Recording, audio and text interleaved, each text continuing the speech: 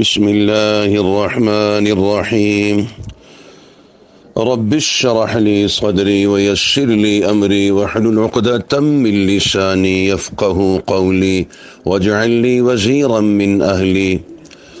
اللهم ألهمنا مراشد أمورنا وأجرنا من شرور أنفسنا ومن سيئات أعمالنا اللهم صل وسلم وبارك على سيدنا ومولانا محمد عبدك ورسولك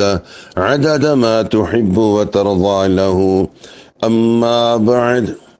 بسم الله الرحمن الرحيم قال الله تبارك وتعالى والذين جاهدوا فينا لنهدينهم سبلنا وإن الله لمع المحسنين۔ حضرت حق جل مجدہ کا پاک ارشاد ہے، ترجمہ ہے، یہ سورہ عنکبوت کی آخری آیت مبارکہ ہے۔ ارشاد ہے، ترجمہ ہے، اور جو بندے ہماری راہ میں اور ہمارے دین کے لیے جد و جہد کریں گے ہم ان کو اپنے راستوں کی رہنمائی کریں گے۔ یقیناً اللہ جل شانہ نیکوکار بندوں کے ساتھ ہے اور ان کا ساتھ دینے والا ہے۔ سیاست اور حکومت انسانی زندگی کا اہم ترین شعبہ ہے۔ دنیا کے صلاح و فساد پر سب سے زیادہ اثر اسی کے صلاح و فساد کا پڑتا ہے۔ حضرت حق جل مجدہ نے جمعیت علماء اسلام پاکستان کو ملک گیر عوامی دینی حمایت اور جماعت بنایا ہے۔ علماء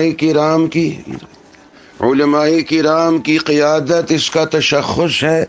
اعلائے کلمت اللہ اس کا طریقہ ہے، اسلام کی عادلانہ نظام کا نفاذ اس کی منزل ہے، انسانیت کش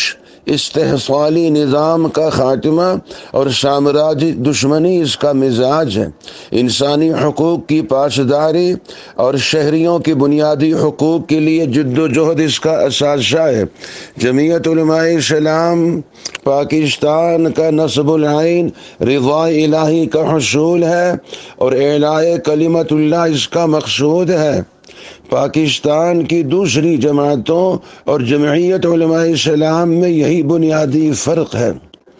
جمعیت علماء اسلام کا ہر کارکن جماعت کے نصب العین کو عقیدے کا درجہ دیتا ہے، دین و دنیا میں سرخرو ہونے کا ذریعہ سمجھتا ہے،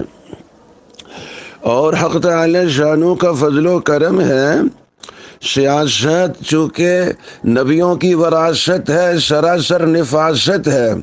حضرت حق جل مجدہ نے اس اہم ترین شعبے میں ہمارے اکابر کو، ہمارے بڑوں کو بہت بڑا مقام، بہت واضح رہنمائی، بہت واضح امت کی رہبری کا یہ شرف بخشا ہے۔ اس وقت میں ہمارے حضرت اقدس قائد ملت اسلامیہ، امام انقلاب، امام الاولیاء،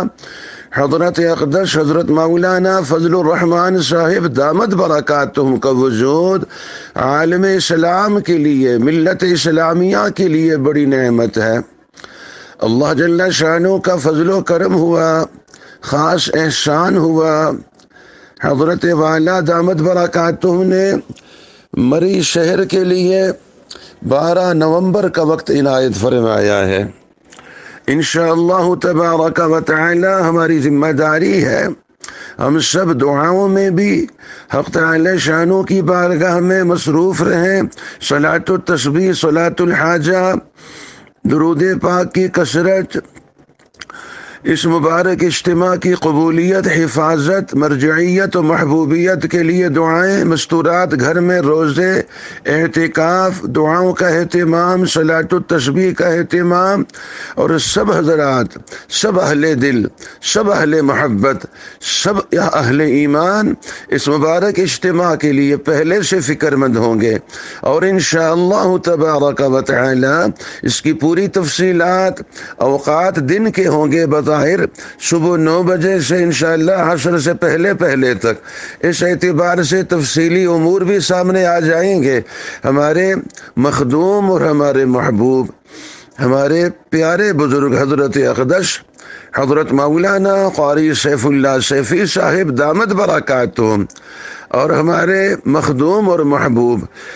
برکتوں والی ہستی حضرت اقدس حضرت مولانا قاری سعید عباسی صاحب دامت برکاتہم بنفس نفیس تشریف لائے، اور اس مبارک اجتماع کے لیے جس طرح محنت فرما رہے، جس طرح انفرادی گشت فرما رہے، جس طرح فرد فرد تک خود تشریف لے جا رہے، اب ہماری ذمہ داری ہے ہم اس کو انشاءاللہ اپنی ذمہ داری سمجھ کے ہم خود گشت کریں گے، خود انشاءاللہ دوسروں سے رابطہ کریں گے، ہم خود ہی اس کی ترغیب اور اس کے لیے سب کو تیار کریں گے، اور بہت پہلے سے خود بھی موجود ہوں گے، اور انشاءاللہ تبارک و تعالی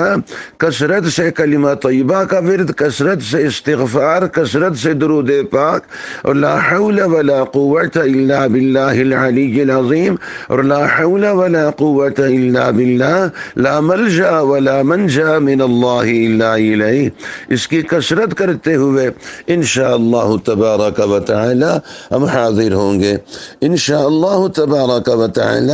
ہمارے حضرات مزید ہدایات جو کچھ ارشاد فرمائیں گے، جگہ کا اور وقت کا، اور پھر وہاں نمازوں کی ترتیب، اپنا سجادہ، اپنی نماز کا کپڑا،